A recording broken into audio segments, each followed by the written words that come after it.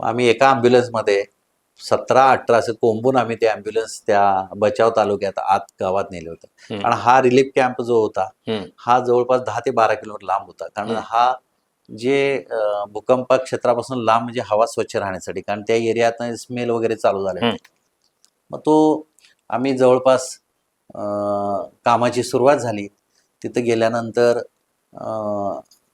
मला आठवतं की एक आर्मी लोक काम करत होते. आम्ही तिथं डेड बॉडी त्यांच्याशी केलो आणि डेड बॉडी काढल्यानंतर ती कशी पॅक करा घेऊन जावं हे सोबत आम्ही साहित्य नेलं.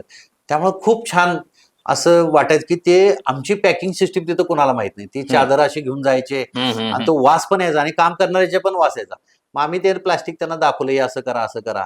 एखादं डेड बॉडी अशी चादर फाटून पडायची, ते आम्ही त्यांना सांगायचं हे असं नाही असं करायचं. मग हे जे टेक्निकली काम आहे जे पुढं भविष्यात आज देखील भारतामध्ये अशाच पद्धतीने जिथं आज तुम्ही जिथं ऍक्सिडेंट मध्ये हीच टेक्नॉलॉजी वापरली जाते. ही पहिल्यांदा मी गुजरात भूकंपात वापरली. म्हणजे पॅक डेड बॉडी किती काय असली तर ते करायचं नाही, उचलून न्यायचं आणि दोघं हे बांधायचे दोघं घेऊन जातात ढिगाऱ्यात.